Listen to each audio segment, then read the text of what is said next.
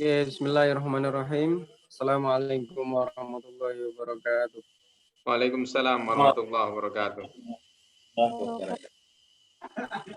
Ya, terima kasih para hadirin pada malam hari ini. Alhamdulillah kita masih diberi kesempatan dalam rangka mengkaji, menelusuri jejak sejarah biografi para ulama, para tokoh-tokoh, dan semoga kita senantiasa bisa menghidupkan kajian ini dan sambil menghidupkan kembali wariskan kepada kita. Ya, alhamdulillah pada malam hari ini kita kedatangan pembicara yang jauh, Pak Roni Faslah. Jadi beliau ini kalau saya mencari di sumber-sumber yang terakreditasi dari Google, jadi beliau itu alumni UIN Syarif Hidayatullah Jakarta. Sidangnya pada hari Senin 30 September 2019 dulu di Padang Pariaman, yaitu yang dikaji adalah dinamika perang suku dengan kaum agama di Ulakan Pariaman. Jadi yang akan dibahas ini tentunya juga sangat koheren dengan apa yang sudah dikaji dahulu oleh beliau di disertasinya. Oke, sebelum kita mulai, saya akan mengulik dulu beberapa hal. Jadi terkait dengan tokoh yang akan kita kaji pada malam hari ini, beliau merupakan salah seorang pendakwah di negeri Sumatera, di daerah Minangkabau. Jadi memang Minangkabau atau daerah Sumatera memang dari dulu memang terkenal menghasilkan ulama-ulama yang hebat, kaliber internasional. Nah, salah satunya adalah Syekh Burhanuddin. Walaupun memang Syekh Burhanuddin bukan orang pertama yang menyebarkan Islam di Minangkabau khususnya, tapi beliau juga ternyata memiliki peran yang cukup penting karena ada semacam adagium. Kalau saya membaca dalam salah satu jurnal itu Adat Basandi Syarok, ini salah baca, mohon dikoreksi ini Pak Dr. Pak Roni. Syarok Basandi Kitabullah. Jadi agama Islam harus menjadi dasar bagi adat. Nah, ini menarik juga ketika manakala ini bisa ditarik ke dalam paralelitas dengan misalnya proyek-proyek Islamisasi di Jawa misalnya yang dengan menggunakan pendekatan adat. Jadi itu cenderung ternyata lebih peradaban itu sendiri, dan praktis memang tidak gesekan-gesekan yang bersifat fisik, bahkan peperangan hampir tidak terjadi. Oke, untuk selanjutnya langsung saja kepada pembicara, beliau Bapak Dr. Roni Faslah yang akan membawakan judul tentang Syekh Burhanuddin dari Minangkabau ini. Monggo, waktu saya persilakan kepada panjenengan. Terima kasih Mas Abdul Aziz. Oke. Bismillahirrahmanirrahim. Assalamualaikum warahmatullahi wabarakatuh.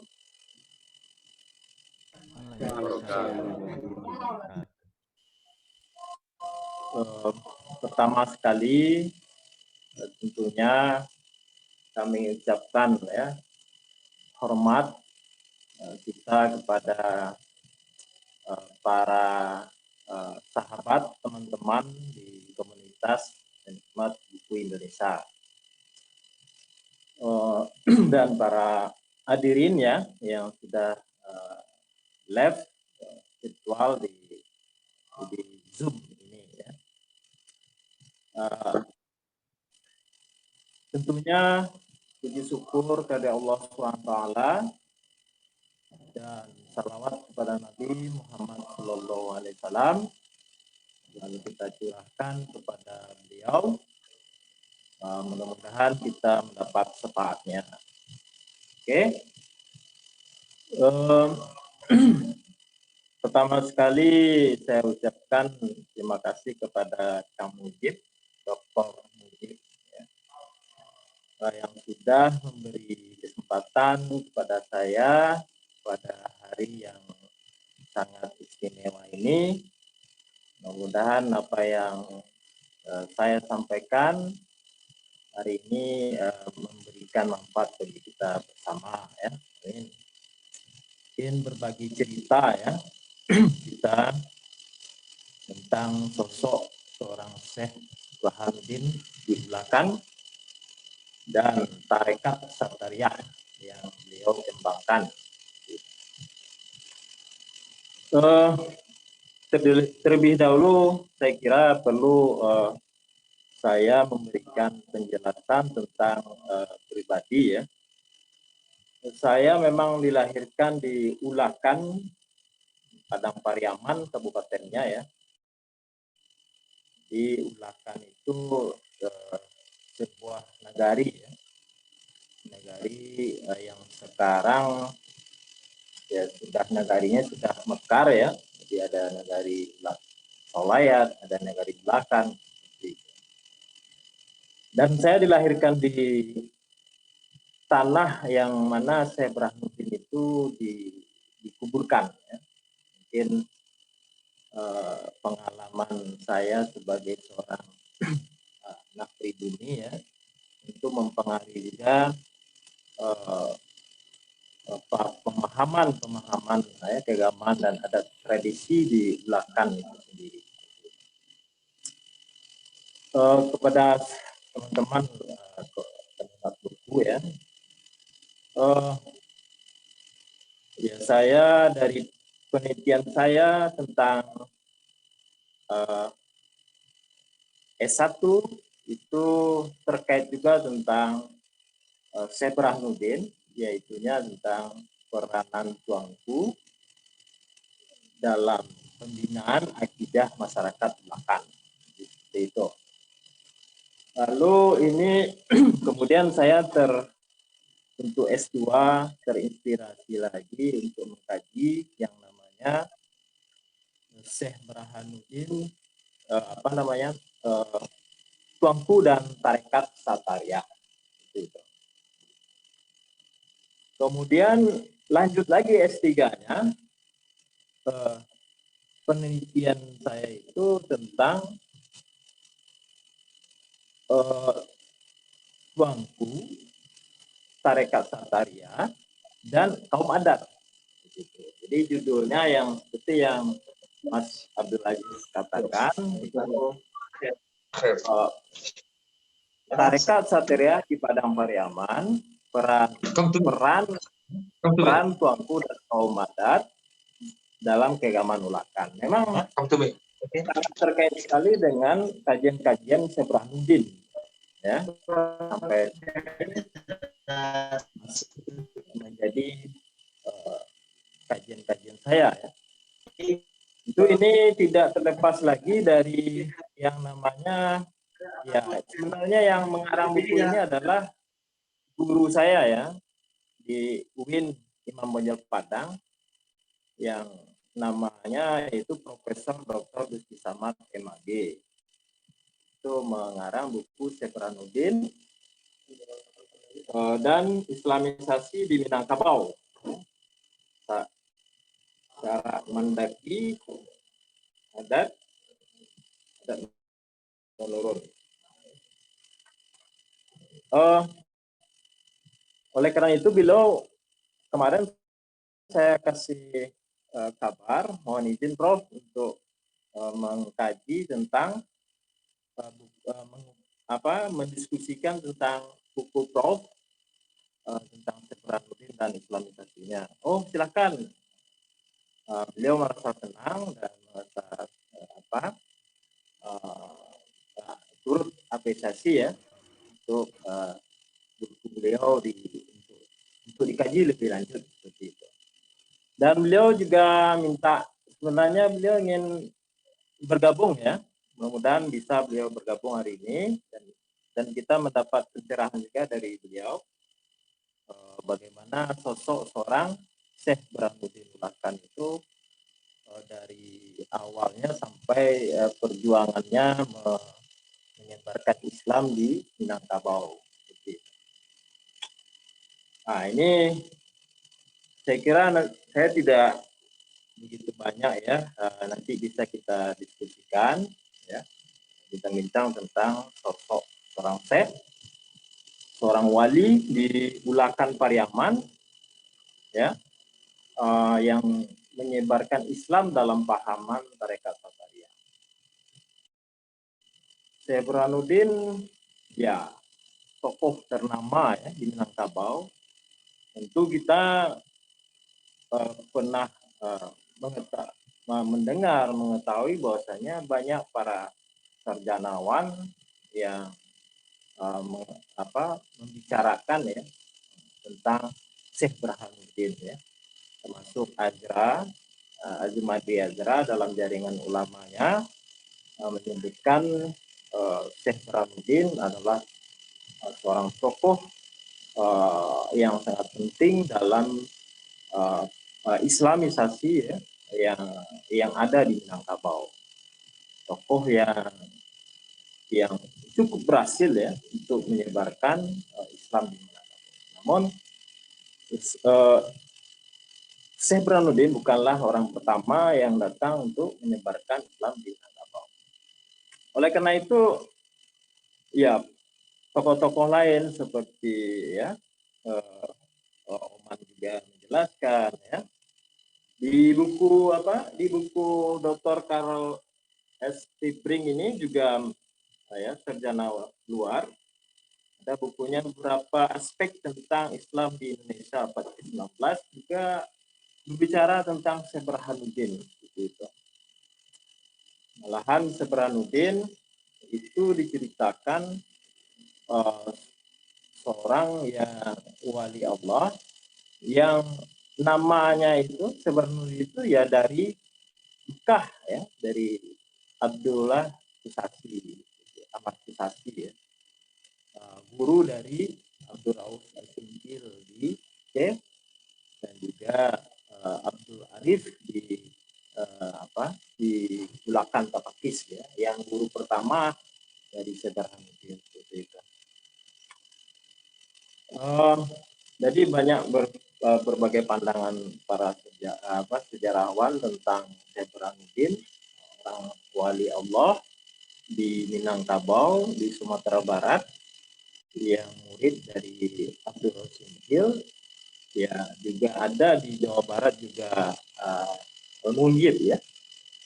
Nah itu di Jawa Barat ya juga berguru juga dengan Abdullah Singkil ya. Nah, jadi kemudian kita akan melihat bagaimana Syekh Burhanuddin dan Islam ya. Jadi mulai kita dari nama Syekh Burhanuddin itu sebenarnya adalah Kono ya, awal Kono. Kenapa di Kono? Dulu si Syekh Burhanuddin ini sifatnya yang jujur, yang baik ya, yang patuh, yang sangat sempurna ya kepribadiannya, maka orang menyebutnya sempurna itu menjadi orang Minang akhirnya menjadinya logatnya Pono gitu kan, Pono. Maka Pono ini sebenarnya keturunan dari Dare ya. Jadi di Sumatera Barat itu ada Dare, ada pesisir ya, ada rantau. Daerahnya pesisir pantai ya, itu daerah rantau. Kalau Dare itu daerah bukit-bukitan ya. Di Bukit Tinggi, Tanah Datar, Agam ya, Batu Sangkar itu daerah-daerah Dare. Maka Ono ini berasal dari daerah Dare itu ya, yang dinamakan daerahnya Padang Panjang ya, Mensiangan ya, Padang Panjang. Nah, kemudian mereka dengan keluarganya Syekh Burhanuddin merantaulah ke melalui sungai hingga sampai ke daerah Tepakis, belakang Tepakis ya. yang mana di sana mereka bermukim itu daerahnya namanya Sintu ya. Sintu itu dekat dengan daerah Bulakan hingga mengembala pun sampai ke daerah perairan Tepakis ya. Dan di situ bertemulah Syekh Burhanuddin itu dengan gurunya pertama adalah Syekh Abdul Arif ya. Kemudian Syekh berapa tahun kemudian gurunya sudah tidak bisa lagi karena ada gangguan kesehatan, maka Syekh Burhanuddin disuruh untuk pergi ke Aceh ya untuk menimba ilmu, melanjutkan kajian keilmuannya ke Abdul Raus Singkil di Aceh. Maka ini dalam sejarahnya dengan perjalanan kaki ya luar biasa dari Bulakan sampai ke Aceh itu di berjalan kaki gitu ya, dengan ciri khas Syekh Burhanuddin ini kakinya agak pincang seperti itu. Lalu dan dia dibaringin juga temannya dari daerah-daerah yang lain, daerah-daerah ada 4 orang ya. Nah, sampailah di sana Syekh Burhanuddin itu sesungguhnya Syekh Abdul Rauf sudah punya firasat, sudah ada ilham ya bahwasanya dia didatangkan, karena itu dalam buku Sibring ini ya, sejarawan ini mengatakan dalam penjelasannya itu Abdul Sasi itu membilang bahwasanya ada seorang tokoh seorang nantinya menjadi seorang tokoh besar ya, yaitunya Syekh Burhanuddin. Jadi Syekh Burhanuddin itu nama dari yang diberikan dari Abdullah Sasi itu sendiri ya.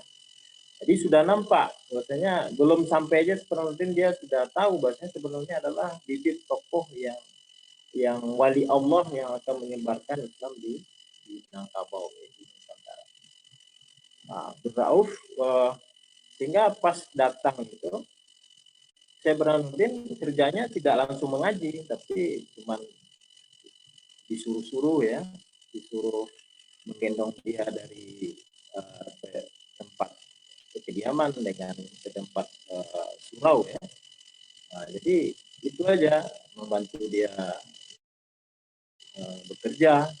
Jadi dengan kepatuhan itu secara batin Burhanuddin itu didikannya yang sangat luar biasa ya. Jadi sudah dilatih sehingga kekeramatan Syekh Burhanuddin itu terlihat dengan kepatuhan kepada gurunya ya. Itu diuji ketika beliau ketika murid-murid yang lain disuruh mengambil ya, ada cerita dalam sebuah cerita ada sesuatu cincin ya, barangkali kalau tidak salah cincin yang jatuh di suatu empang atau kolam yang isinya kotoran ya, kotoran. Jadi semua murid tidak mau, tapi Syekh Burhanuddin dengan langsung saja masuk ke dalam, pas keluar tidak ada kena apa-apa gitu, tetap bersih. Nah ini menjadi identik kewalian itu, sudah nampak bahwasanya satu hal-hal yang luar biasa sudah muncul di sosok Syekh Burhanuddin. Lalu kekeramatan beliau juga ketika gurunya menyuruh menurut dia untuk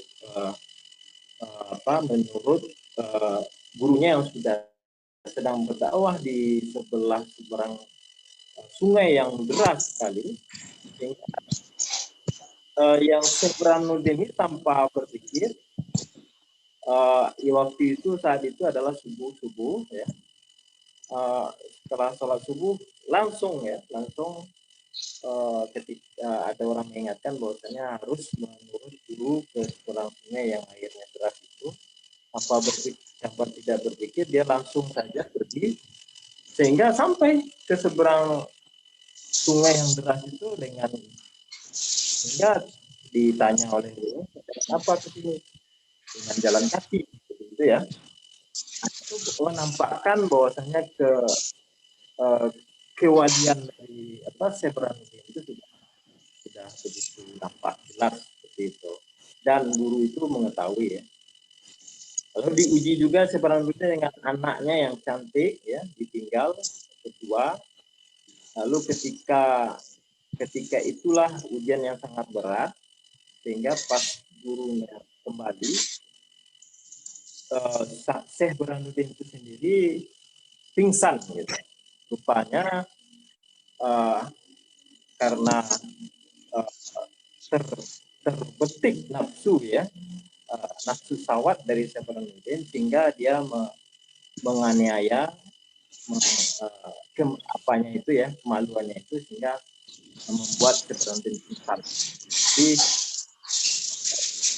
dan itu bukti sejarah bahwasanya di Ulakan itu tempat mendarat ya, tempat yang ditumpuk darah batunya itu ada di Ulakan. Itu sebagai bukti sejarah itu bisa dilihat di Ulakan ya. Oke, jadi setelah itu baru mencurahkanlah segala ilmunya dengan berbagai kitabnya, sehingga Syekh Burhanuddin sudah kemampuannya sudah terbentuk, sehingga Syekh Burhanuddin diutus kembali ke Ulakan sebagai khalifah, sebagai penerus ajaran paham tarekat ya, dan juga tarekat Satariyah, untuk menyebarkan Islam di Minangkabau. Jadi kembali tadi ya, karena di Ulakan itu kebanyakan ya agamanya waktu itu belum Islam. Nah ini sangat dengan pendekatan budaya mengkawinkan adat dengan agama. Itu yang luar biasa bagi Syekh Burhanuddin ya, karena Syekh Burhanuddin itu contohnya tradisi di Ulakan itu sampai sekarang tetap terjaga gitu. Misalnya tradisi mau Amang ya, itu masih tetap ada sampai sekarang. Itu awalnya tradisi yang seperti itu awalnya hal-hal yang haram ya, tapi dirubah oleh dengan hal-hal yang yang tidak haram ya, seperti itu. Jadi pendekatan budaya dilakukan oleh Burhanuddin untuk mengawinkan adat dan agama. Jadi perjuangan Burhanuddin tentu cukup luar biasa. Mungkin ada pertentangan sedikit dengan kaum barat, tapi bisa diatasi secara komunikatif ya, sehingga adat dan agama itu bersatu berkawin di keserasian itu ya di Bukit Marapalam namanya. Dicocokkan antara kaum adat dan kaum agama. Itulah adat Sanitara atau Sanitara Bulat. Jadi keserasian itu sampai sekarang terasa di Ulakan dan di Minangkabau khususnya. Oke, kembalinya sebenarnya di Ulakan itu yang wadah surau itu sebagai wadah ya, tempat untuk kajian Islam, penyebaran paham Islam, yaitu khususnya paham tarekat Satariyah. Itunya di daerahnya pusat itu di Tanjung Medan ya, Tanjung Medan. Jadi Tanjung Medan itu menjadi cagar budaya juga sekarang, karena peninggalan Syekh Burhanuddin itu baik kitab-kitabnya, takhiknya, ya, baik bajunya, kiahnya, tongkatnya itu masih ada sampai sekarang. Jadi itu tetap dijaga, dan ada juga di Tanjung Medan itu namanya kuburan bohong ya, kuburan bohong artinya, nah ini sangat banyak versi ya. Ada yang mengatakan jasad itu terbang ya, sehingga sampai ke Ulakan, sehingga yang mau dikuburkan itu nggak jadi ya. Nah, sehingga tetap tidak ditimbun, tapi tetap ditandai saja, sampai sekarang masih tidak ditimbun, tetap dijaga. Nah, karena memang sebelum Syekh Burhanuddin meninggal, dia berpesan dia agar dikuburkan di Ulakan. Ya. Nah, lalu memang pesan itulah yang diikuti, dikabulkan oleh masyarakat setempat. Itu yang benarnya ya. Di surau sebagai basis penyebaran Islam ya di Minangkabau. Kalau surau juga tempat yang sekarang kalau di Jawa disebut pesantren itu ya, pesantren. Jadi di sini pesantrennya di surau-surau. Nah, surau tempat melahirkan para ulama di Minangkabau. Ya, jadi para ulama di Minangkabau itu ya identik dengan namanya tuangku ya. Jadi kalau di Jawa itu kiai. Jadi kalau di Minangkabau ya tuangku, jadi tuangku Imam ya. Nah, jadi Syekh Burhanuddin juga ada yang menyebut juga tuangku Ulakan. Jadi ya Burhanuddin itu. Dan di tesis saya mulai skripsi tesis disertasi saya itu sebenarnya sudah menjelaskan itu ya, tuangku bagaimana. Jadi punya gelar tuangku itu diapakan secara adat juga seperti itu. Jadi yang dilekatkan itu ya diangkat secara adat juga. Ada syarat-syaratnya juga seperti itu. Dan yang wajib itu adalah dia belajar di surau, di pesantren yang bersilahkan kepada Syekh Burhanuddin itu ya. Nah, nanti akan dapat gelar tuangku itu. Jadi di Minangkabau itu ya mencetak ulama-ulama ya di surau-surau yang basisnya pesantren-pesantren.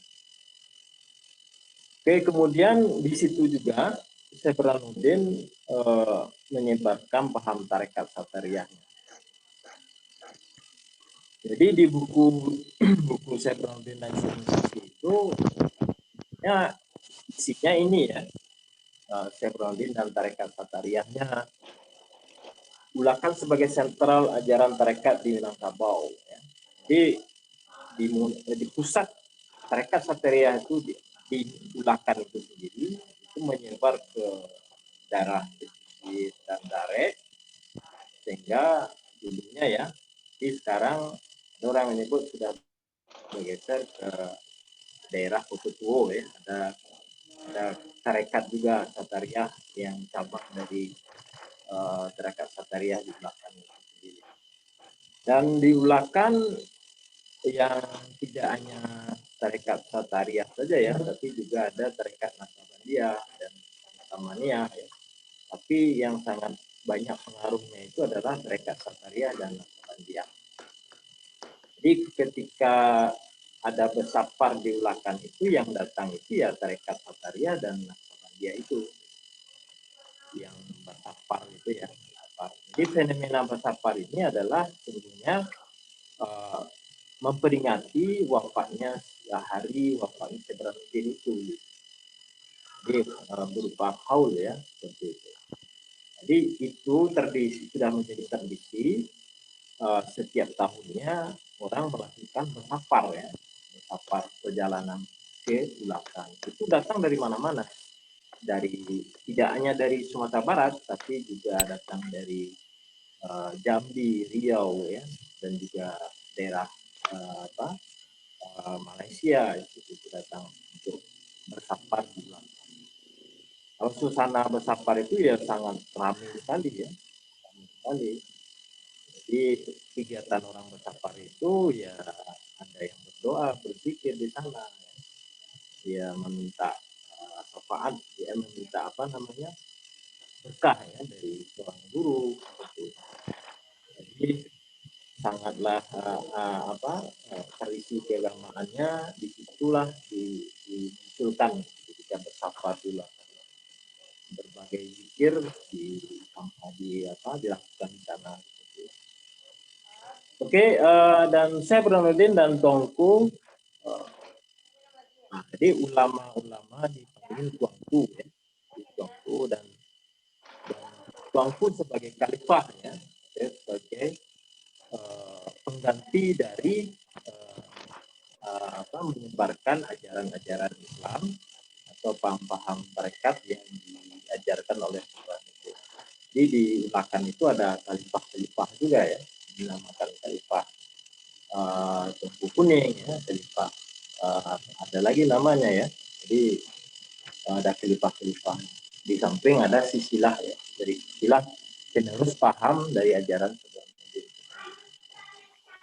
Oke, barangkali itu ya sekilas tentang Syekh Burhanuddin Ulakan dan tarekat Satariyahnya ya. Baik itu bagaimana menyebarkan Islam, bagaimana mengawinkan Islam ya. Bagaimana beliau juga berjuang untuk mendirikan surau ya, sehingga menyebar berbagai daerah ya. Murid-murid dan muridnya itu membuat surau juga, membuat pesantren juga, sehingga di dalam kajian acara inilah yang disebut juga bagian dari jaringan ulama, saya kira ya. Jadi Syekh Burhanuddin dalam paham tarekat Satariyahnya di Minangkabau ya, menyebarkan paham-paham yang yang sofistik seperti itu, dengan sehingga fenomena ini ajaran-ajaran ini diteruskan oleh Tuanku ya sampai sekarang, dan Tuanku ini ulama yang sangat persuasif ya dalam tanggapannya dari sebuah fenomena yang terjadi di secara nasional ya, dan tidak orangnya tidak keras ya. Kita lihat yang kita bandingkan dengan ulama-ulama lain ya, sangat moderat sekali ya, seperti ulama-ulama NU dan Muhammadiyah yang selalu memegang kemoderatan seperti itu. Oke, barangkali itu yang dapat saya berikan cerita ini, berbagi cerita, berbagi segenap sedikit ilmu ya. Mungkin bisa kita diskusikan nanti, dan kita juga mengharapkan juga ada Profesor Dr. Lutfi Samad juga bisa menjelaskan ya, memberikan pencerahan pada kita bahwasanya sebenarnya penelitian-penelitian saya sangat terinspirasi dengan buku ini ya, saya bertambahkan karena ya buku yang pertama khusus untuk membahas Hebron ini ya hanya buku Profesor Dr. Samad ya, yang juga guru saya di S2 ya, dan beliau sangat inspiratif bagi saya, dan beliau seorang yang praktisi tasawuf ya, seorang yang wara juga. Mudah-mudahan beliau selalu diberikan kesehatan oleh Allah Subhanahu wa taala, panjangkan umurnya ya, dan tetap memberikan banyak manfaat bagi orang banyak. Barangkali itu yang dapat saya sampaikan dalam pertemuan musyawarah penikmat buku ya, komunitas penikmat buku di Indonesia. Mudah-mudahan bermanfaat. Sekian, terima kasih. Assalamualaikum warahmatullahi wabarakatuh. Waalaikumsalam. Warahmatullahi wabarakatuh. Terima kasih Pak Dr. Roni atas penjelasannya. Menarik sekali. Jadi ada beberapa hal yang patut untuk kita garis bawahi. Jadi beliau ternyata adalah murid dari Syekh Abdul Rauf Singkel ya, dari Aceh. Itu juga sangat terkenal sekali di kajian-kajian Melayu, terutama naskah-naskah beliau dan ajarannya Syatoriyah. Dan tadi ada cerita menarik, tapi saya juga terputus-putus tadi suaranya, jadi agak terganggu tadi. Untuk itu langsung saja kita buka sesi diskusinya. Dua pertanyaan dulu, monggo silakan. Saya persilakan para hadirin yang ingin bertanya. Oh, kebetulan ini ada Profesor Dr. Dusdi Samad. Ya, Profesor mungkin selamat bergabung ya. Mungkin panjenengan Profesor bisa memberikan tanggapan lebih lanjut mungkin tentang kajian ini atau tentang pembahasan tentang Syekh Burhanuddin ini. Baik. Silakan, Bro. Terima kasih. Assalamualaikum warahmatullahi wabarakatuh. Waalaikumsalam. Alhamdulillahirabbil alamin. Wassalatu wassalamu ala asrafil mursalin wa ala alihi washabbihi ajmain. Saya diberi link oleh saudara doktor apa namanya nih? Dokter kita ini. Dokter Tuanku. Tuanku. Roni Paslah. Roni Paslah. Nama pemain bola di waktu saya muda-muda dulu nih. Jadi benar, terima kasih dulu buku saya dipromosikannya lewat rekan kawan-kawan atau sahabat kita di sini. Saya ingin memberikan beberapa penjelasan tambahan agaknya. Secara substansi apa yang disampaikan oleh Dr. Roni Paslah tadi sudah memberikan, sudah bisa kita katakan bahagian yang perlu terus-menerus kita dalami dan kita perjelas ke ruang publik. Berkaitan dengan Syekh Burhanuddin ini, saya setelah mengkaji ini sejak tahun 97 sebenarnya waktu S2. Dan hasil penelitian ini di tahun 2000. Kalau bahasa bercandanya saya dengan masyarakat, dengan kawan-kawan di kampus, buku ini saya tulis sebagai tanggung jawab. Saya juga kebetulan dibesarkan dari lingkungan surau, tradisi, tuangku, kemudian juga saya punya kepentingan pada awalnya untuk rencana disertasi, tapi setelah didiskusikan dengan promotor Pak Sumardi Azra, beliau kurang memberikan dukungan, baru diberikan dukungan dengan judul yang lebih luas dari ini, kontinuitas dan kesinambungan tarekat di tengah modernisme. Nah, kita bicara tentang Syekh Burhanuddin. Yang pasti setidak-tidaknya evidensi masyarakat. Tapi kalau kita telusuri sekarang di dalam buku-buku yang berkualifikasi sebagai buku ilmiah, misalnya buku Jaringan Islam Nusantaranya Pak Sumardi, atau juga bukunya Martin Van Burnesen tentang tarekat, atau juga penelitian-penelitian lain yang terakhir itu ya yang ditulis oleh siapa ini penasihat yang sekarang jadi staf ahli di Kementerian Agama, Oman Fotorahman. Kita pakai saja yang tiga itu, nama Syekh Burhanuddin sebagai, kalau saya dalam buku ini menulis bukan sebagai pembawa Islam, tapi lebih kepada islamisasi Minangkabau. Artinya Islam jauh sebelumnya, lalu beliaulah yang membuat Islam itu menjadi luas. Nah, itu yang pertama dulu. Jadi memang belum banyak diekspos secara akademik kajian tentang Syekh Burhanuddin ini, termasuk buku saya yang ditulis tahun 97 ini, saya baca sekarang saya ketawa-ketawa aja, tapi itulah sebuah proses keilmuan kan. Nah, oleh karena belum banyak itu, maka kajian ini menurut hemat saya menjadi satu hal yang berarti. bahwa ketika orang bicara Syekh Burhanuddin di Sumatera Barat, itu automatically orang akan bicara tentang tarekat Satariyah. Ketika orang bicara tarekat Satariyah, itu pasti nanti akan tersambung dengan Syekh Abdul Rauf As-Singkili, Syekh Al-Qurani dan Al-Qusasi di Mekahnya. Jadi jaringannya pasti jelas itu, bisa dilihat dari jaringan yang telah ditulis oleh Pak Azumardi.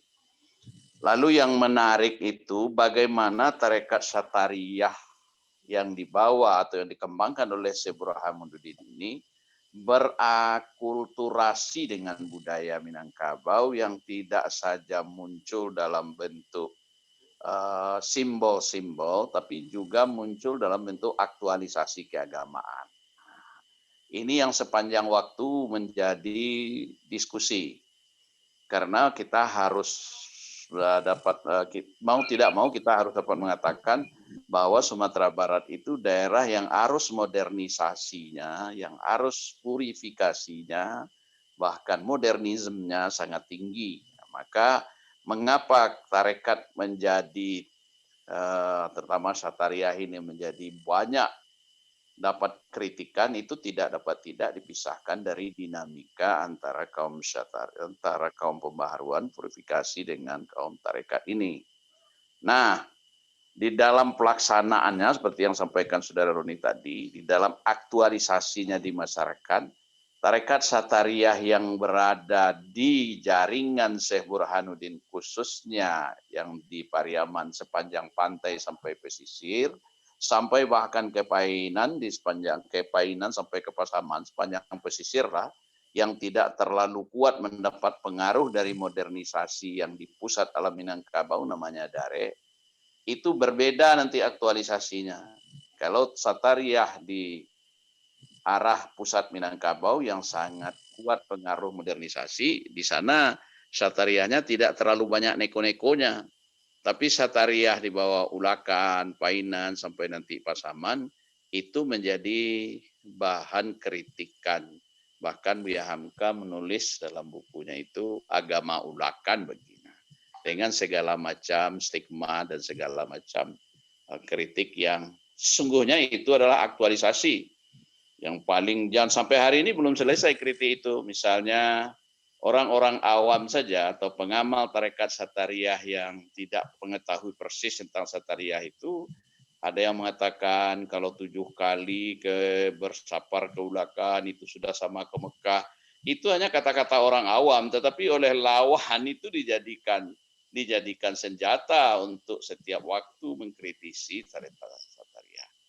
Apapun kenyataannya sampai hari ini, jaringan tarekat Satariyah yang berpusat dari Syekh Burhanuddin ini tetap eksis, bahkan tiap tahun itu, tadi Roni belum lagi mengeksplor lebih jauh, ziarahnya itu tidak hanya sekedar ziarah yang rutin biasa, tapi ada event-event disebut dengan safar itu. Safar itu menunjukkan hari kematian Syekh Burhanuddin di bulan Safar, bukan safar dalam makna perjalanan, tapi bulan Safar maksudnya itu. Nah, ada namanya safar kecil, ada namanya safar besar. Safar kecil itu biasanya dilakukan sebelum adanya safar besar, minggu kedua dari hari Rabu. Hari Rabu minggu kedua bulan Safar, selanjutnya nanti ada lagi safar kecil untuk memenuhi hajat orang lain. Bahkan ada ulama-ulama yang tidak belum sekelas Syekh Burhanuddin tapi punya jaringan dengan Syekh Burhanuddin dan dianggap ulama yang mumpuni, sepertinya Sapar Tuanku Salih, keramat pada jelang Ramadan. Ada lagi ulama Tuanku Salih dari Padang di akhir bulan Jumadil Akhir. Yang saya ingin katakan bahwa event-event ziarah yang dilakukan itu tidak kurang.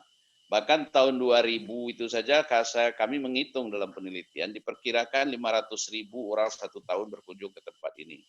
Itu dengan menghitung jumlah mobil yang datang ketika ada safar dan kegiatan-kegiatan rutin. Nah, saya punya obsesi dan sudah kita dorong sejak awal dengan pemerintahan kabupaten dan pemerintahan provinsi, tempat ini menjadi ikon wisata religius dan sekaligus juga wisata budaya dengan bagaimana mengangkat Syekh Burhanuddin ini sebagaimana juga wali-wali lain. Maka saya sedang memperjuangkan internasionalisasi Basapa gitu. Dengan gagasan besar bagaimana mendorong masyarakat memahami sejarahnya dan membuat museum atau paling tidak perpustakaan mengumpulkan semua dokumen-dokumen yang terkait dengan Syatariah dan Syekh Burhanuddin. Itu menyangkut hal-hal yang terkait dengan Syekh Burhanuddin.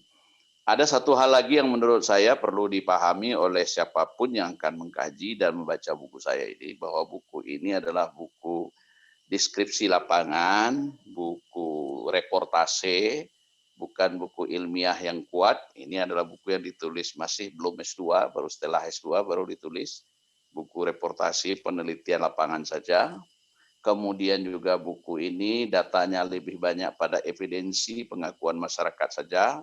Kemudian lebih penting lagi bahwa Syekh Burhanuddin dan Islamisasi di Minangkabau ini mau tidak mau menjadi salah satu milestone atau tonggak dari pergerakan atau Islamisasi. Yang fakta-faktanya atau yang saya menyebut di buku saya itu jejaknya itu ditemukan ada sebutan tuangku untuk orang yang ahli dalam ilmu agama.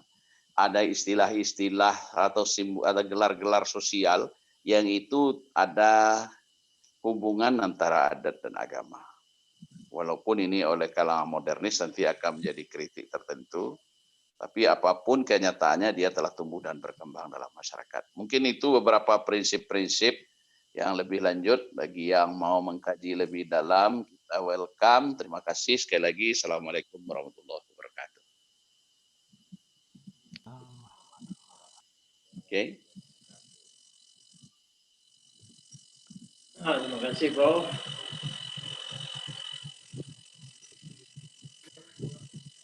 Ya, terima kasih Prof atas tanggapannya. Jadi ternyata lebih detail, ada beberapa informasi-informasi tambahan. Jadi ada dinamika di sana ternyata, jadi dari ajaran tarekat yang dari daerah ke daerah, walaupun memang asalnya dari Syekh Burhanuddin, ternyata dalam proliferasinya dalam penyebarannya juga mengalami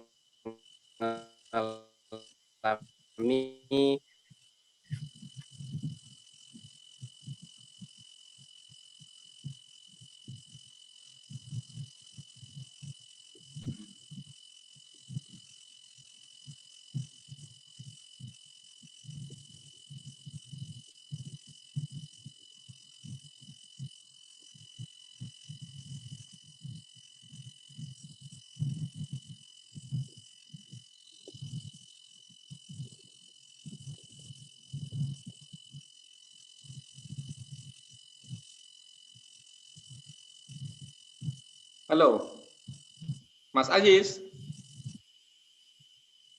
Keluar suara Mas Ajis. Masih ada kok di situ. Ambil alih. Oh, Ambil alih. Oke, baik. Halo Bang. Bang Kuseri. Baik, terima kasih. Jadi moderator kita lagi keluar nampaknya nih ya. Jadi saya harus ngambil moderator ini jadinya. Kita ada terima kasih nih Prof Duski. Salam kenal nih Prof. Ini luar biasa sekali. Kira-kira kalau dapat bukunya itu pesannya masih ada nggak Prof? Iya. Sudah nggak diproduksi lagi. Waduh. Tapi biar saya kirimin nanti. Kita boleh izin untuk memfotokopi ya, Prof? Mungkin mau revisi lagi, Prof. Di kedua. Mr. Roni itu sudah memfotokopi sebanyak-banyaknya di sana di masyarakat. Oh iya. Ini sponsor anggota DPR RI dulu nih. Jadi maka ditulis. Mas Dr. Mudin. Siap, nanti kita kasih fotokopinya. Oke. Tadi memang ini ya, jadi memang gagasan Prof itu untuk menjadi ini ya tujuan wisata religius pas sekali itu. Kita di Jawa ini kalau saya nggak salah itu ada 2 murid Abdul Rauf Singkel, penyebar Thariqah Satariyah. Dan itu sangat masyhur menjadi jujukan ziarah ya. Di Jawa Barat itu Syekh Abdul Muhyi Pamijahan, sampai sekarang itu tempatnya menjadi rujukan para peziarah. Sementara di Jawa Timur itu ada Ki Agung Muhammad Besari. Ki Agung Muhammad Besari itu kakek gurunya Ronggo Warsito, sastrawan penutup Jawa gitu. Nah, kalau boleh saya tanya ini kepada Dr. Roni juga atau kepada Prof. Duski Samad, saya membaca pergeseran tarikat ya, pergeseran tarikat. Kalau di abad-abad itu ya, abad ke-17, 18, memang yang masyhur itu persebaran thariqah itu thariqah Satariyah. Kita nampaknya itu di Jawa maupun di Aceh itu thariqah Satariyah, murid-murid dari Abdul Rauf Singkel itu ya. Tapi belakangan kok jadi geser ya ke thariqah Qadiriyah Naksabandiyah itu. Kira-kira apa apa hal yang signifikan yang membuat masyarakat itu beralih dari thariqah Satariyah, apalagi sekarang yang masyhur malah thariqah Saziliyah ya. Saziliyah di Indonesia. Itu kenapa itu, Prof? Dulu kan ada martabat apa itu? Ajarannya martabat alam tujuh begitu-begitu ya. Kalau di Sumatera Barat, ya baik kita jawab. Kalau kasus Sumatera Barat dan mungkin juga kasus Cirebon di Pemijahan itu, mengapa Tarikat Satariyah kalah dalam kontestasi tarekat di Indonesia? Pertama, serangan dari kaum modernis. Karena pada Tarikat Satariyah ini kajiannya lebih banyak filosofis dibanding dengan Tarikat Naksabandi. Kalau Tarikat Naksabandi lebih banyak ibadahnya dan pengamalan-pengamalannya bisa direfer ke hadis, ke Al-Quran. Sementara Satari ini lebih banyak filosofinya, filsafatnya, kajian martabat 7, pengajian tubuh, kemudian insan kamil. Nah, ini bagi kaum modernis ini kalaupun tidak dituduh tapi setidak-tidaknya dalam banyak tulisan ini berpotensi menyesatkan orang. Jadi kalau dalam kasus modernisasi baik di Aceh maupun di Sumatera Barat, mengapa Satariyah Amor itu soalannya serangan dari kaum modernis atau dari pihak purifikasi Islam yang melihat pada tarekat Satariyah ini pernakniknya atau istilah Pak Zumardi bunga-bunganya terlalu banyak dan itu biasanya berkaitan dengan budaya. Itu dari segi ajaran. Kemudian juga dari segi pengikutnya. Kaum Satariyah ini agak sangat lebih rigid dibanding dengan Satari, dengan Naksabandi.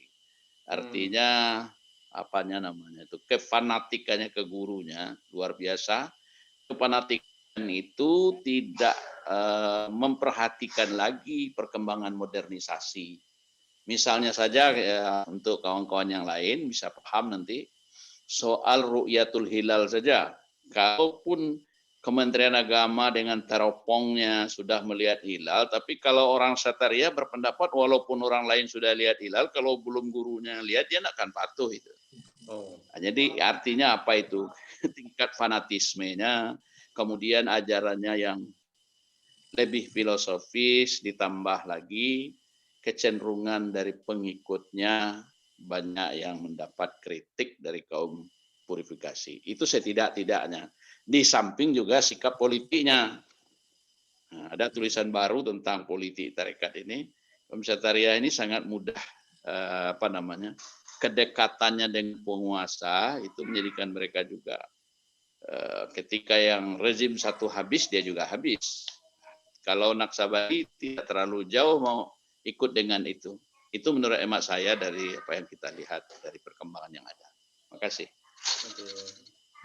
Saya kembalikan ke Pak Mas Abdul Aziz. Ini udah masuk lagi moderatornya. Monggo Mas Abdul Aziz. Mohon maaf tadi Pak Ustadz, jadi ada gangguan sinyal. Mohon maaf. Karena di desa ini jadi mohon maklum. Oke, mungkin ada tanggapan atau ada pertanyaan lagi? Kalau misalnya tidak ada, izinkan moderator untuk bertanya kalau begitu. Boleh. Pak Roni, jadi saya ingin bertanya tentang masalah tadi.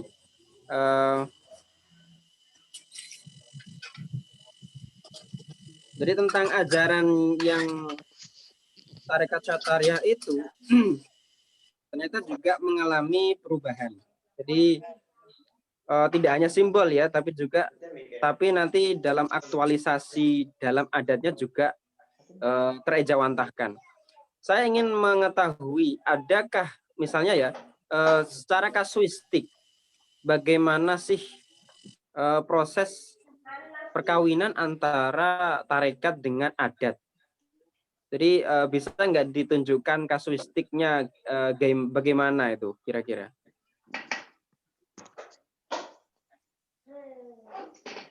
Jangan dibuka ya keluar ya. Mas Aziz, ya, terima kasih Buka terus ada pertanyaannya. gitu.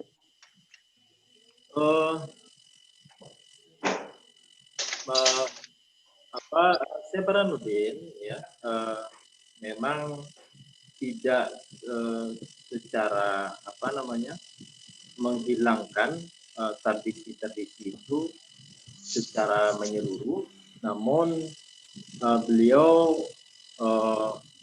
mana hal-hal yang misalnya bertentangan dengan ajaran Islam, nah itulah yang secara prinsipnya dirubah ya. Nah, tapi tidak menghilangkan suatu adat, unsur-unsur adat yang memang tidak bertentangan seperti itu. Jadi kalau kasus misalnya kalau tradisi uang hilang ya, uang japui di Pariaman itu memang unsur tradisi yang sebelum saya Burhanuddin ya jauh ya, setelah Burhanuddin wafat. Jadi ya adat bersandi syarat-syarat bersandi kitabullah dalam artian mengambil prinsip-prinsip yang umum ya, prinsip yang umum yang secara filosofis tidak bertentangan dengan ajaran-ajaran Islam. Jadi ya, kebudayaan itu sudah bersatu ya dengan ajaran-ajaran Islam, seperti malahan Islam menyempurnakan adat itu, seperti baju orang Minang itu kan ya baik tata keramanya, sopan santunnya, baik dalam berpakaiannya ya. Nah, itu terlihat kayak baju kurung ya. Nah, itu kalau orang Minang itu ya perempuannya itu yang baju kurung itu ya bajunya sopan, lalu tidak berjubah tapi rambutnya saja diselempangkan itu kan. Jadi maka kalau secara agama disempurnakanlah agama ya. Jadi mengawinkan itu ya tidak menghilangkan adat secara keseluruhan, tapi yang mana tidak cocok itu dilepaskan, seperti itu yang cocok dilestarikan. Jadi secara ya pendekatan budaya ya, jadi tidak ada pendekatan yang sangat seperti pemaksaan dalam beragama, tidak ada. Dan Tongku sekarang dalam keagamannya ya pendekatan yang sangat progresif ya, tidak semata-mata justice ya. Barangkali itu aja. Saya ingin menambahkan. Ini menarik pertanyaannya tadi. Boleh izin? Iya, monggo Prof. Tanggapannya. Menarik pertanyaannya tadi, apa contoh kasuistik antara adat, antara budaya dengan tarekat Syatariah di Padang Pariaman atau di pada Syekh Burhanuddin ini. Itu tadi kata Roni tadi yang pertama dari aspek nilai misalnya. Bahwa nilai-nilai keislaman itu dikawinkan dengan kebudayaan. Contoh paling tegas sekali dalam pendekatan dakwah yang semulanya adu ayam itu menjadi sebuah ajaran adat. Pada tahap awal sebenarnya tidak larang, tapi sebelum mengadu baca bismillah dulu.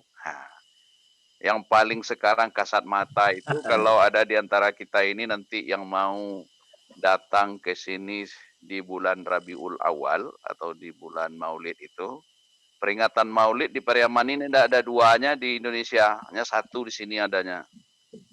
Dengan makanan namanya lamang. Lamang itu makanan dari beras pulut yang dimasukkan ke dalam bambu lalu dibakar, enak sekali. Nah itu ceritanya Syekh Burhanuddin tidak mau makan di makanan yang orang-orang yang belum Islam ini. Nah, dia mau makan kalau dimasukkan ke dalam ke dalam bambu itu. Nah, itu contohnya dari budaya. Dan contoh yang paling kasat mata dalam pelaksanaan penobatan tokoh agama, saya ceritakan di buku saya itu ada namanya orang tidak sah menjadi tokoh agama baik sebagai tuanku atau labai kalau belum mendapat pengesahan secara spiritual melalui makam Syekh Burhanuddin. Jadi mesti berziarah ke sana dulu, diberikan wirid tertentu, bacaan zikir zakat satariyah, baru dia boleh menyandang gelar itu. Apakah dia tokoh agama yang bersifat terkait, dia nanti dikukuhkan oleh tidak saja oleh agama tapi juga oleh tokoh adat. Nah, itu jadi keunikan-keunikan itu memang belum tereksplorasi dengan baik dan belum juga kita ceritakan di buku itu.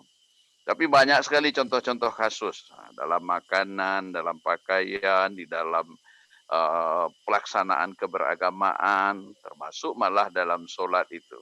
Dalam sholat itu ada pembagian tugas dalam sholat berjamaah itu. Tugas imam, ada yang tugas khatibnya, itu diberi jabatan, diberi pengukuhan adat. Imam, khatib, labai, pegawai namanya. Imam itu yang memimpin sholat, khatib yang memimpin khutbah, labai itu yang mengurus semua penyelenggaraan mayat, mulai dari mayat berdoa, sampai siapa yang berdoa di makam nanti.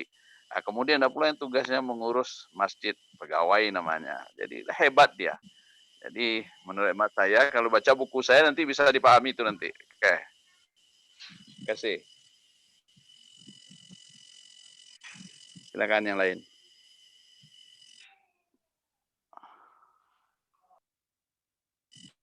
Assalamualaikum.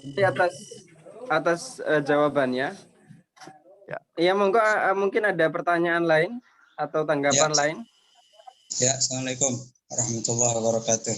Waalaikumsalam warahmatullahi wabarakatuh. Terima kasih yang saya hormati Dr. Roni dan Profesor Daski serta teman-teman. Ini wawasan baru bagi saya karena saya juga hanya membaca sepintas tentang Syekh Burhanuddin, dan kajian malam ini sungguh luar biasa. Yang tadinya saya belum mengenal siapa Syekh Burhanuddin, ini nampaknya mulai sedikit banyak memperkaya dari apa yang telah disampaikan oleh penyaji tadi. Saya ingin mendapat sedikit lebih mengenai Syekh Burhanuddin berkenaan dengan semacam ijtihad kalau dalam ranah ulama-ulama fikih begitu ya. Dalam tasawuf juga saya lihat Syekh Burhanuddin ini banyak melakukan inovasi-inovasi dari ajaran sufi yang dia terima dari sanad-sanad keilmuan di atasnya. Kalau tadi saya pernah mendengar ada mengintegrasikan dengan budaya setempat, dengan adat setempat. Nah, saya ingin juga melihat sebenarnya sejauh mana sih adakah penyimpangan dari tarekat awal dia yang dia peroleh dari gurunya. Artinya ketika dia membuat banyak inovasi seperti itu, apakah dia juga membuat aliran sendiri dari tarikatnya? Karena memang tarikat Syekh Burhanuddin atau awalnya Satariyah itu tahu saya berkembang di India ataupun juga Turki, dan dia berasal juga dari Iran. Dan dari aliran-aliran itu nampaknya memiliki ciri khas masing-masing. Ini saya ingin dapat informasi lebih lanjut kekhasannya itu ya. Ya, terima kasih Dr. Roni. Assalamualaikum warahmatullahi wabarakatuh. Ya. Silakan Pak Roni untuk tanggapannya. Sudah jelas Pak ya. Ya. Makasih pada sahabat, teman dan juga kawan karib Bapak Habib ya, Habib Muhammad. Selamat sudah promosi dan akan wisuda ya, Dr. Muhammad. Terima kasih sekali pertanyaannya, cukup luar biasa ya. Jadi di dalam ilmu tasawuf yang sifat ilmu itu berkembang ya.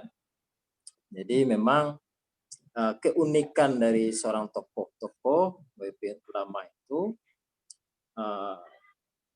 punya ciri khas dan punya pembeda dari guru-gurunya sebelumnya. Dan inilah yang menjadi uniknya, menjadi menariknya ya. Tentu Syekh Burhanuddin berbeda dengan Syekh Abdul Rauf As-Singkil ya.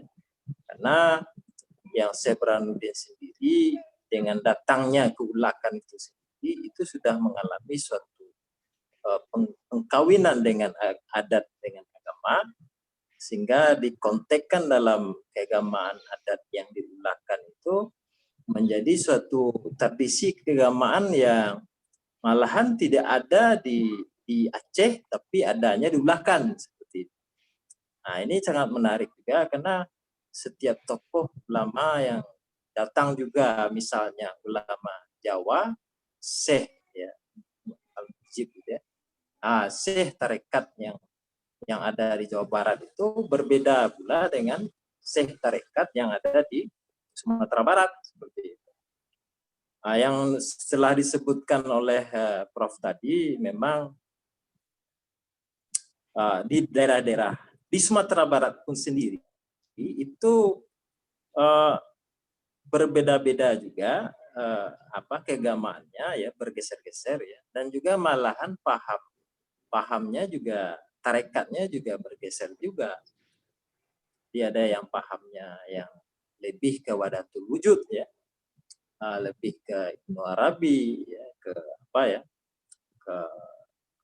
martabat 7, ada juga lebih ke amal-amaliyah ya. Nah, ini tentu sesuai dengan pemikiran para ulama-ulama sufi itu sendiri seperti itu. Nah, ini yang menariknya. Hingga di kajian disertasi saya itu memang berangkat dari problem sebelum Syekh Burhanuddin, setelah Syekh Burhanuddin meninggal, itu banyak tradisi-tradisi yang tidak ada dilakukan Syekh Burhanuddin, tapi sekarang ada. Misalnya ya, ada sholat duha, ada sholat duha namanya ya kan. Ada namanya bersafar, tradisi bersafar itu tidak ada. Setelah Syekh Burhanuddin itu ada, baru ada tradisi bersafar. Lalu ada jadi ada di situ tidak salah berapa kajian yang mana seperti memperingati Mulut Nabi ya, itu menjadi tradisi tersendiri ya, yang seperti yang dijelaskan Prof. Rizky Samad tadi. Lemang itu menjadi suatu tradisi keagamaan yang mana itu terrelevan sekali dalam peringatan hari Nabi Muhammad SAW. Nah, ini yang menariknya dan pembeda dari, dan itulah perkembangan dari tarekat tasawuf itu sendiri. Barangkali itu yang bisa saya sampaikan. Ya, mungkin nanti bisa ditambahkan oleh yang lainnya. Prof mungkin. Terima kasih. Ya, Oke, saya ingin menambahkan. Ada kesempatan? Silakan, Prof. Saya ingin menjawab apa yang disampaikan oleh si penanya tadi. Kalau dari segi tarekat Sataria, pada dasarnya Syekh Burhanuddin itu sepertinya Syekh Abdul Rauf rekonsiliasi antara syariah dengan tasawuf. Artinya tarekatnya itu tarekat yang sudah mengalami purifikasi pada dasarnya. Tapi ketika generasi setelahnya terada, ya katakanlah begitu tadi, karena apa namanya, karena ciri tarekat itu sangat tertutup. Nah, maka pada khalifah di bawahnya itu, kalau saya menyimpulkannya setidaknya 3 variannya.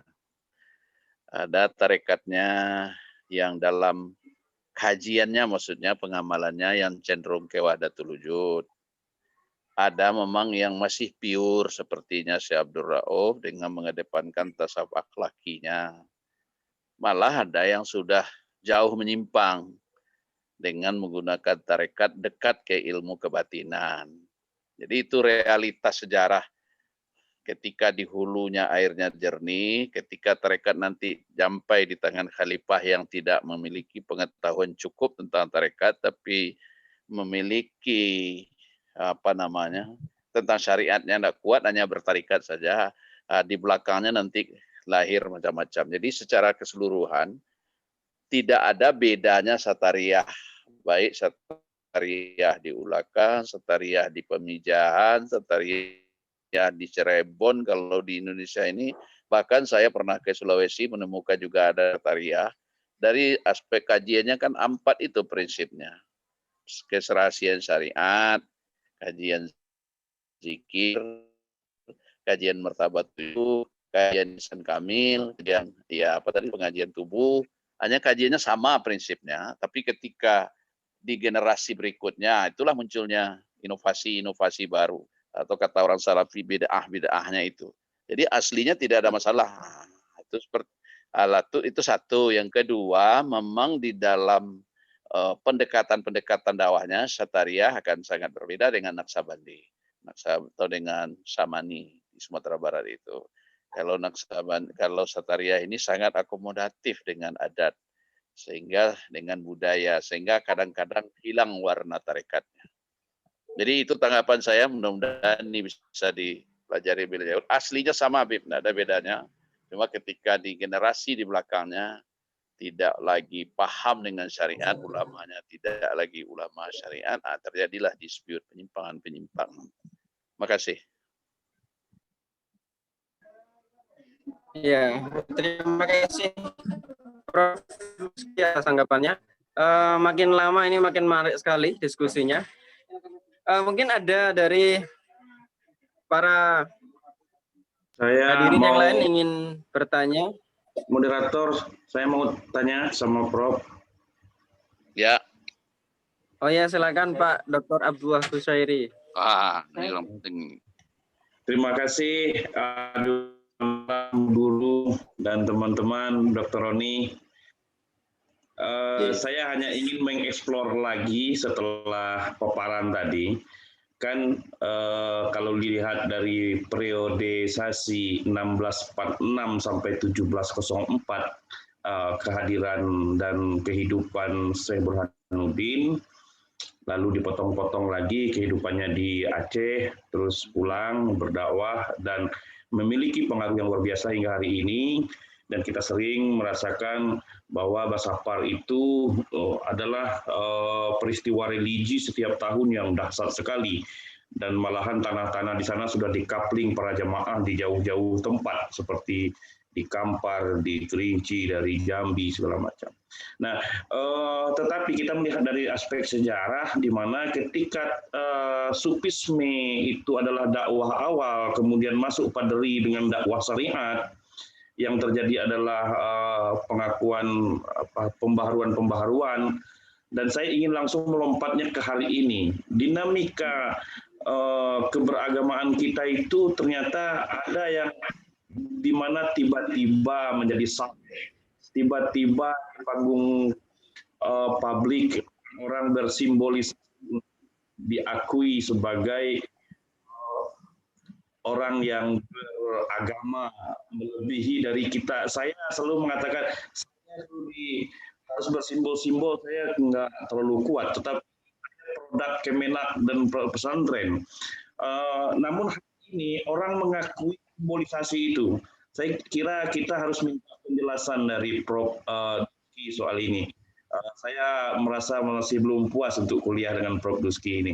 Saya kira mohon izin Pak Dr. Roni, Dr. Mujib, kita menunggu Prof. Duski untuk memberikan bagaimana ini dinamika keberagaman hari ini. Terima kasih. Oke. Saya melihat, makasih Bung Dr. Abdullah Husairi MA. Ini pertanyaan yang sangat menusuk dari ketika dilihat hari ini. Mengapa segmennya itu sangat jelas sebenarnya. Segmen yang menerima atau yang menjadikan populisnya Islam Syariah ini. Atau kalau dalam kasus Sumatera Barat misalnya gerakan-gerakan yang lebih mengusung simbol ini menjadi populis. Kalau saya melihatnya lebih dibesarkan media saja. Di lapangan tidak juga. Jadi sebuah pertarungan pemikiran itu tentu kan sah-sah saja. Coba kita lihat. Kemarin saya baru dapat laporan. Bisa kita bayangkan enggak orang Padang Pariaman hari Minggu, seminggu, 2 minggu yang lalu 120 mobil berangkat pergi ziarah ke makam Syekh Abdul Rauf. Berapa orang? Saya bilang hampir kami 500-an biasa. Luar biasa itu mobilisasi dari kalangan tarekat ini, efek yang dibawa oleh media sosial juga biasanya ya kalau agak ekstrimnya bahasanya sedikit, jadi sudah menjadi komoditas pula oleh tuanku-tuanku itu. Jadi hampir semua tuanku kecuali tuanku Roni aja yang karena sudah warna kampus. Kalau tuanku-tuanku yang di perkampungan sekali setahun itu akhir bulan Jumadil akhir itu biasanya berziarah sampai ini jelang masuk Ramadan ini berziarah ke makam Syekh Abdul Rauf. Kemarin hanya 1 titik saja, baru-baru titik Pekandangan 30 mobil. Kemudian ada lagi katanya sedang berangkat juga sekarang titik dari Sungai Saria. Jadi titik-titik warisan Syekh Burhanuddin itu, tapi cuman beda lagi dengan kita. Dia tidak pergi ke Kuala, dia perginya ke Singkil, ke tempat kelahirannya. Ya sudahlah, karena ada nuansa tertentu. Jadi menurut hemat saya, mengapa kaum modernis bisa menjadi lebih populer? Kalau dalam keberagaman sekarang kaum yang memilih formalistik, karena mereka menggunakan media sosial, jadi masuk ke dalam pikiran orang, di samping mereka berterus terang. Sementara kaum tarekat memilih jalannya jalan ke langit, bukan jalan di bumi. Dia memilih jalan ke dalam, tidak jalan keluar. Bahkan mempromosikan pikiran saja nggak boleh. Ado dan sepinji kata orang Minang. Jadi kalau nan sepinji sudah hilang, ya sudahnya akhirnya hilang aja. Nah, ini tanggung jawab Dr. Roni ini. Tidak ada kaji ini yang sepinji. Bahkan mereka kalau kita harus akui bagi lebih penting lagi bagi dia kajian tarekat yang kadang-kadang tidak hanya kajian tarekat, hanya sebatas kitab nahu, tapi karena sudah disakralkan, jadi persoalan problema kayak pemahaman ini akan menjadi sulit juga. Ditambah lagi resourcesnya, sumber dayanya tidak memiliki pengetahuan keagamaan yang lebih komprehensif. Mereka hanya paham pada tarekat saja. Saya bisa tunjukkan mungkin Dr. Roni yang lebih banyak yang bisa dikatakan sekarang dokter tarekat walaupun saya juga dokter tarekat kan. Tapi yang pada umumnya di tingkat bawah itu kan ulamanya tidak ulama yang mengajarkan tarekat, kan mereka hanya menerima silsilah khalifah. Jadi sekali lagi warisan intelektual tidak terbangun dengan baik karena memang tarekat tidak mewariskan tradisi keilmuan dalam artian pembelajaran, tapi lebih kepada pembelajaran batin saja. Mungkin itu hemat saya, tapi sampai hari ini kita juga berpikir hebat juga, karena ini sudah ada kemasan-kemasan baru, sudah mengikuti perkembangan. Mungkin itu Pak Heri dan semua kita. Terima kasih Prof, terima kasih. Ya. Ya, terima kasih Prof atas tanggapannya, jadi cukup jelas jawabannya tadi. Jadi itu besar sekali peran media hari ini, jadi mengembangkan ajaran-ajaran. Jadi tarekat Syatariah ini. Saya juga tertarik ini, Prof. Jadi ya, sebagai ajaran tarekat itu bisa mudah diterima. Tadi Profesor Duski mengatakan bahwa tarekat Syatariah itu lebih kepada tasawuf falsafi, tasawuf kepemikiran, ya, Prof. Nah, itu kalau secara misalnya secara apa ya, dari sisi masyarakatnya mungkin kalau model tasawuf akhlaki mungkin lebih bisa atau lebih mudah diterima, lebih mudah dimengerti. Tetapi apa kira-kira yang menyebabkan atau faktor yang menyebabkan tasawuf falsafi dalam hal ini adalah Syatariah itu bisa sekali diterima di kalangan masyarakat? Gimana, Prof? Menurut ya, kalau untuk kasus Sumatera Barat, ini connect dengan alam pikiran orang-orang Sumatera Barat yang sangat suka berdebat, sangat suka menggunakan pikiran, sangat suka membuat imajinasi berpikir. Jadi itu sebabnya di kalangan masyarakat di tingkat lokal, di tingkat rural, di tingkat lapangan di bawah itu, Syatari itu menjadi menarik. Kajiannya tidak saja dibicarakan orang di masjid, di surau, di langgar, tapi di warung. Jadi hebat-hebat itu masyarakat di bawah itu ngaji soal tubuh. Misalnya saja kajian nomor 1 setelah kajian syariat, setelah rukun namanya setelah ngaji rukun 13. Nah, kajian nomor 2 itu nanti pengajian tubuh. Pengajian tubuh bagaimana dalam kajian Tarekat Syatariah yang diturunkan lewat Syekh Burhanuddin ini tidak kita temukan sesungguhnya pada sumber aslinya di Abdul Rauf. Misalnya bicara tentang api, air, angin, tanah asal kejadian manusia. Api itu darah pada kita. Angin itu tulang pada kita. Nanti diimprovisasikan. Sampai nanti itu bisa dimanfaatkan untuk kepentingan-kepentingan yang sifatnya batiniah. Ilmu bahkan pada untuk ilmu black magic bisa dimanfaatkan orang. Jadi mengapa diterima oleh masyarakat dengan tingkat pendidikan yang walaupun tidak tinggi tapi rasionalitasnya tinggi. Jadi bertemulah kecerdasan masyarakat dengan kecerdasan yang dikembangkan oleh pendiri atau oleh mereka yang memiliki pemahaman yang sangat falsafi ini. Saya coba diskusi dengan seorang tuanku yang memang sangat mengerti dengan itu. Masuk akal juga bagi kita ketika dia menggambarkan tentang bagaimana anatomi kemanusiaan ini dengan pendekatan filsafat. Padahal dia tidak dokter, tahu dia di mana letak hati, bagaimana proses bertajallinya Tuhan di dalam darah, daging, urat, dan seterusnya itu. Nah itu Tuanku Roni masak bagi dia itu baru boleh disampaikan kalau bai'ah dulu. Tidak bisa Eri minta aja kajian itu kalau tidak bai'ah dulu sama Ustaz Roni. Bai'ah itu harus bawa beras, harus bawa ini dengan segala anunya. Dengan segala lain. Itu persoalannya. Jadi tingkat kecerdasan masyarakat yang bertemu dengan improvisasi dari ulama pendirinya di dalam menjelaskan tajallinya sifat-sifat Tuhan itu. Itu menurut emak saya dari pengalaman diskusi dengan banyak orang dan dari kajian-kajian kita tentang tarekat ini. Terima kasih. Ya, Prof. Terima kasih jawabannya yang sangat memuaskan sekali. Mungkin hadirin yang lain ada pertanyaan lagi ingin menambahi atau membumbui diskusi pada malam hari ini. Ini saya merasa bersemangat sekali ya. Jadi. Baik, Mas Abdul Aziz, saya mau masuk ini. Tadi kita lebih fokus pada persebaran pada ini ya, perbincangan kita pada Tarekat Syatariah. Saya mau ngelihat lebih dalam, mumpung ini ada Prof. Duski, ya, pengarangnya ini. Tentu juga ada Pak Dr. Roni, juga ada Pak Dr. Abdullah Husyairi ini. Sebagai generasi hari ini tentu kita mau belajar proses bagaimana seseorang bisa menjadi tokoh besar ya. Apalagi di era-era yang sangat susah di abad ke-17-an itu, antara 17-18 kan, 1600 lebih itu kan masuk abad ke-17. Nah sebenarnya karena saya hanya dapat info kalau Syekh Burhanuddin Ulakan itu belajarnya 30 tahun.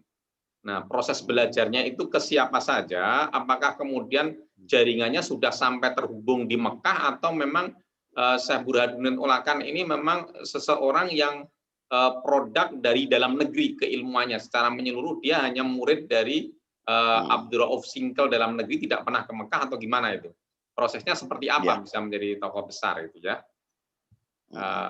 Syukur kalau dikasih tambahan, adakah kemudian karena beliau sebagai tokoh sufistik, pengalaman saya belajar tokoh-tokoh sufi itu biasanya punya kalam-kalam hikmah yang bisa kita pegang hari ini.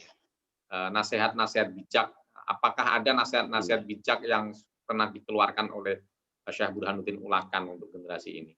Saya kira itu. Terima kasih. Nah, silakan Pak Roni lah dulu. Pak Roni dulu yang orang Ulakan betul. Ya, silakan Pak Roni. Hai, ini pertanyaannya sangat menusuk ya, Dr. Suji.